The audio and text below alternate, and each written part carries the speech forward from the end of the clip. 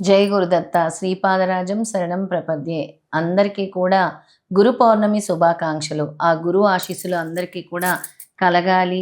అజ్ఞాన అంధకారాల్ని తొలగించాలి. ప్రతి ఒక్కరి జీవితం వెలుగులోకి తీసుకురావాలి. ఆ గురువు అనుగ్రహం అందరిపై సంపూర్ణంగా ఉండాలని కోరుకుంటున్నాను. ఇక గురు పౌర్ణమి సందర్భంగా మన శ్రీపాద శ్రీవల్లభ దత్తపీఠంలో శ్రీపాద వల్లభుడిని చూస్తున్నారు కదా అందరూ. ఇక్కడ దత్తపీఠంలో విశేషమైన కార్యక్రమాలు జరుగుతూ ఉన్నాయి. ఈ గురు పౌర్ణమికి ఉదయాన్నే అభిషేకంతో మొదలయ్యి అలాగే స్వామివారికి అభిషేకము, లక్ష తులసి అర్చన, గురుపాదుక పూజ, చండీ హోమము, దత్తాత్రేయ హోమము, అలాగే పుష్పాభిషేకము, ఇలా వివిధ కార్యక్రమాలు ఉదయం నుంచి రాత్రి వరకు జరుగుతూనే ఉంటాయి. గురు పౌర్ణమి రోజు ప్రతి ఒక్కరు కూడా పీఠానికి వచ్చి స్వామివారిని దర్శించుకోవచ్చు, గురువు అనుగ్రహం పొందొచ్చు. ఎవరైతే గురు పౌర్ణమి రోజు గురువు ఆశీస్సులు తీసుకుంటారో వాళ్ళందరికీ కూడా వాళ్ళ కర్మలు తొలగి స్వామి సరైన మార్గంలో నడిపిస్తూ ఉంటారు. అందుకే ప్రతి ఒక్కరు కూడా వాళ్ళ గురువుల్ని కలుసుకుంటూ ఉంటారు గురు పౌర్ణమి రోజు. అలాగే గురు దర్శనం కూడా చేసుకుంటూ ఉంటారు. అలా మీ అందరు కూడా గురు దర్శనం చేసుకోండి, స్వామివారి అనుగ్రహాన్ని పొందండి. ఇక ఈరోజు అధ్యాయం 3వ అధ్యాయము మొదలు పెడదాం. గురు చరిత్ర 3వ అధ్యాయము. గత వారం 1వ అధ్యాయం 2వ అధ్యాయం కూడా నాతో పాటు చదివి మీరందరూ కూడా కమెంట్స్ రూపంలో తెలియచేశారు. ఈసారి కూడా ఈ 3వ అధ్యాయం చదవటం వల్ల ఎలాంటి ఫలితం స్వామిస్తున్నారో చివరిలో చెప్తాను. ఇక అధ్యాయంలోకి వెళ్ళిపోదాము. శ్రీ గణేశాయ నమః, శ్రీ సరస్వతీ నమః, శ్రీ గురుభ్యో నమః. సద్గురు కృప కలుగుతున్నట్టు గుర్తు నామధారకుని వలె గురు మహిమను గురించి తెలుసుకోవాలన్న జిజ్ఞాస అంతకంతకు అధికమైంది నామధారకుడికి. ఇదే నిజమైన భక్తికి చిహ్నము. సృష్టి వికాసం కోసం అవతరించిన వారు అత్రి మహర్షి. ఆ కార్యాన్ని నెరవేర్చడానికి తనను తాను దత్తం చేసుకున్న పరమేశ్వరుడే దత్తాత్రేయుడు. అందుకు దోహకారమైన దుర్వాస శాపాన్ని కూడా స్వీకరించాడు. ఆయన త్రిమూర్త్యాత్మకుడు అయినందువలన గురుధ్యాన శ్లోకం ఆయనకు సంపూర్ణంగా వర్తిస్తుంది. సిద్ధపురుషులందరూ రూపంలో మానవాల్ని సదా అనుగ్రహించేది ఆయనే. అంటే భగవంతుడే మానవాళికి గురువుగా అవతరించిన దత్తాత్రేయుడు అన్నమాట. అందుకే దత్తావతారాలైన శ్రీపాద శ్రీవల్లభుడు, నృసింహ సరస్వతి, మాణిక్య ప్రభు, అకల్కోట్ స్వామి, షిరిడీ సాయిబాబా వంటి సద్గురువులకు స్కాంద పురాణాంతర్గతమైన గురుగీతలోని గురుస్థుతి శ్లోకాలు యథాతథంగా సరిపోతాయి. అట్టి వారినే ముముక్షువులు ఆశ్రయించాలని, ధన్యుల్ని కాదని భగవద్గీత 4వ అధ్యాయంలో శ్రీకృష్ణుడు ఆదేశిస్తారు. ముముక్షు అటువంటి దత్తావతారాల చరిత్రలను, బోధనలను శ్రద్ధగా పారాయణము, శ్రవణాలు చేసి శ్రీ దత్త అనుగ్రహానికి పాత్రుడవ్వాలి అని మన భగవద్గీతలో కూడా తెలియపరిచారు. అప్పుడే తగు రీతిన గురువు అనుగ్రహం ప్రాప్తిస్తుంది. అందుకే సాయినాథుడు తన భక్తుడైన కుశాభావు చేత శ్రీ గురుచరిత్ర 108 సార్లు పారాయణం చేయించారు. ఆ తర్వాతనే అతడు పూర్ణ దత్తావతారమైన సాయినాథుడిని అనుగ్రహానికి పాత్రుడయ్యాడు. ఇంకా 3వ అధ్యాయంలోకి వెళ్ళిపోదాము. గురువు అందరి జీవితంలో కూడా అంధకారాన్ని తొలగించి ఒక మార్గాన్ని సూచించేదే గురువు. ఇక కథ ఆరంభము. నామధారకుడు నమస్కరించి, ఓ సిద్ధముని, మీరు నా సందేహాలన్నీ తొలగించారు. నా గురువు యొక్క యథార్థత్వం తెలిసింది. మీకు జయము. ఇంతకు మీ నివాసం ఎక్కడ? మీకు భోజనం ఎలా లభిస్తుంది అని అడిగాడు. సిద్ధయోగి అతనిని కౌగిలించుకొని ఆశీర్వదించి నవ్వుతూ, నేనెప్పుడు శ్రీ గురిని చెంతనే ఉంటాను. శ్రీ గురుస్మరణమే నాకు ఆహారము. వారి మహిమయే నాకు అమృత తుల్యమైన పానీయము. శ్రీ గురుచరిత్ర గ్రంథము శ్రవణం చేస్తుంటే భుక్తి, ముక్తి శీఘ్రంగా లభిస్తాయి. అందుకే గురుచరిత్ర అనేది భూలోకానికి భగవంతుడు అందించినటువంటి కామధేనువు. ఇక్కడ స్వామి కూడా చెప్తున్నారు, గురుచరిత్ర గ్రంథం శ్రవణం చేస్తుంటే భుక్తి, ముక్తి కూడా శీఘ్రంగా లభిస్తాయి.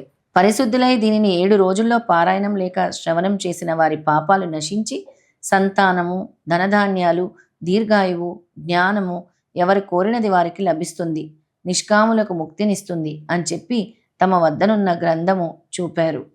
ఈ గురుచరిత్ర 7 రోజులు అంటే సప్తాహ పారాయణం చేసిన వాళ్ళకి వాళ్ళ పాపాలు తొలగి సంతానము, ధనధాన్యాలు, దీర్ఘాయువు, జ్ఞానము ఎవరు కోరిన వారికి లభిస్తాయని సిద్ధముని చెప్పడం జరిగిందనమాట. ఆ సిద్ధముని చెప్పడమే కాదు, స్వామి కూడా సాక్షాత్తుగా చెప్పారు. అందుకే 7 రోజుల సప్తాహ పారాయణం అనేది చేయటము చాలా శ్రేయస్కరం. నామధారకుడు ఎంతో భక్తితో ఆయన పాదాలకు నమస్కరించి, మీరు ఈ గ్రంథం సంగతి చెబుతూ ఉంటే నాకు ఎంతో దూరం నుండి దప్పికగా ఉన్నవాడికి సాక్షాత్ అమృతమే పోసినట్లు అనిపిస్తుంది. ఇది వినటం వలన నా అజ్ఞానం ఇంకా తొలగిపోయి దీన్ని శ్రవణం చేయాలనిపిస్తుంది. నా సందేహాలు తొలగించి నాకింత మేలు చేస్తున్న మీరే నా గురువులు, నన్ను అనుగ్రహించండి అని వేడుకున్నాడు. సిద్ధముని సంతోషించి అభయమిచ్చి అతని చేయి పట్టుకొని వెనుక శ్రీ గురుడు పావనం చేసిన అశ్వత్థ వృక్షం దగ్గరకు తీసుకుని వెళ్ళారు. నామధారకుణ్ణి దాని క్రింద తమ దగ్గరగా కూర్చోపెట్టుకొని ఇలా చెప్పారు. నాయనా, అజ్ఞానం వల్ల నీకు గురుని యందు దృఢమైన భక్తి కుదరలేదు. ఆయనను సందేహించటం వల్లనే నీకు ఇన్ని కష్టాలు వచ్చాయి. సదాచార సంపన్నుడైన గురువును పూర్ణమైన భక్తితో విశ్వసించి సేవించగలిగే వారికి నిజతత్వం అర్థమవుతుంది. అట్టి వారికే కష్టాలు తొలగి అభిష్టాలు నెరవేరుతాయి. నిజానికి సద్గురువు తన పర భేదం లేకుండా అందరిపైన అపారమైన దయ కురిపిస్తూ ఉంటారు. నీరు ఎత్తైన ప్రాంతంలో నిలవజాలనట్లు దాంభికులకు ఆయన కృప లభించదు. గురువుకి సాటి అయినది ఏదీ లేదు. కల్పవృక్షము, చింతామణి కోరినవి మాత్రమే ప్రసాదించగలవు.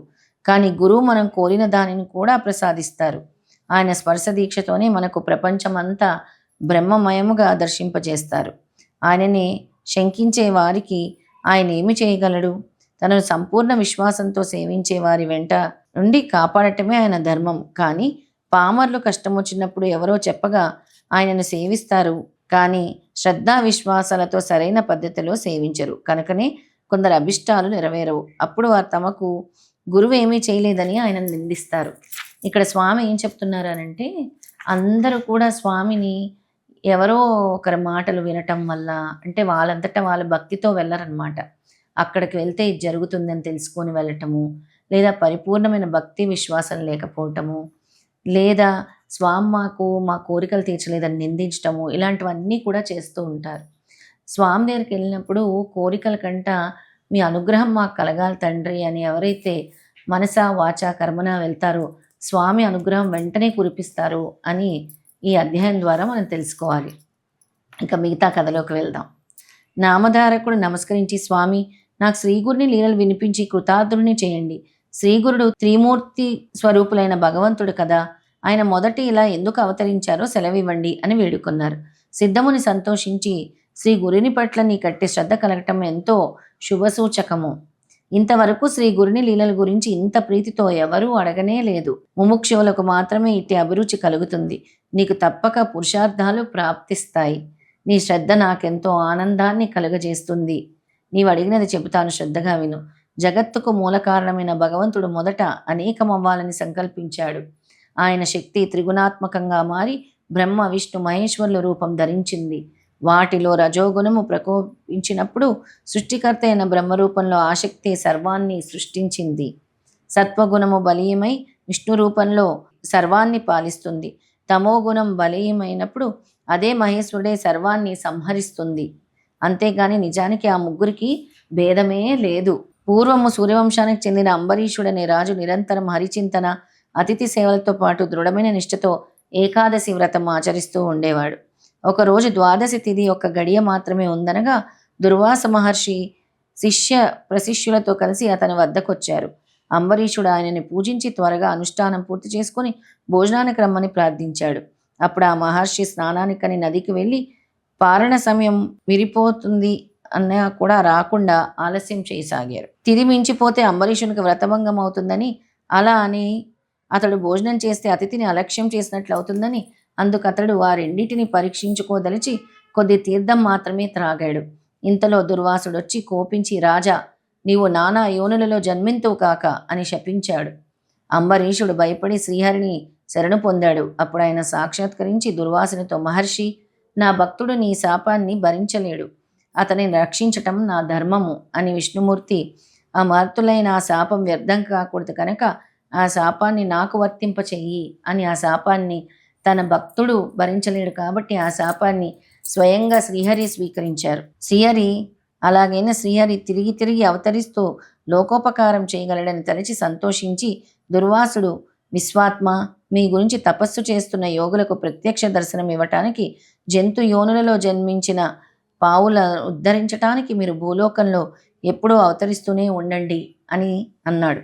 అందువల్లనే విష్ణువు మత్స్యాది అవతారాలు ఎత్తాడు. కానీ వాటిలో కొన్ని గుప్తంగా ఉండి ఉత్తమ తపస్సులకు మాత్రమే తెలుసుకున్న సాధ్యమవుతాయి. ఇట్టి అవతారాలలో ఒకటి దత్తాత్రేయుడు. ఈయన అత్రి అనసూయలకు జన్మించాడు. శ్రీ దత్తాయ గురువే నమః. శ్రీపాద శ్రీవల్లభాయ నమః. శ్రీ నృసింహ సరస్వతి నమః. ఇది ఈరోజు 3వ అధ్యాయము. ఈ 3వ అధ్యాయం పారాయణం చేయటం వల్ల స్వామి యొక్క అనుగ్రహం కలుగుతుంది. అలాగే ఈ అధ్యాయం చదవటం వల్ల భయాలనేవి కూడా తొలగుతూ ఉంటాయి. స్వామి మనకి రక్షణ కల్పిస్తూ ఉంటారు. అదే 3వ అధ్యాయం యొక్క పారాయణ ఫలితం. ఇంతటితో 3వ అధ్యాయం సంపూర్ణము. ప్రతి వారం కూడా ఒక్కొక్క అధ్యాయం నాతో పాటు మీరందరూ కూడా పారాయణం చేసి ఈ కింద యూట్యూబ్లో కమెంట్ బాక్స్లో పోస్ట్ చేయండి. జై గురుదత్త 3వ అధ్యాయము సంపూర్ణము లేదా 3వ అధ్యాయం కంప్లీటెడ్ అని ఇక్కడ పోస్ట్ చేయండి కమెంట్స్ రూపంలో. మళ్ళీ 4వ అధ్యాయంతో వచ్చే గురువారం మళ్ళీ కలుద్దాం. అందరికీ కూడా మరొకసారి గురు పౌర్ణమి శుభాకాంక్షలు. జై గురుదత్త.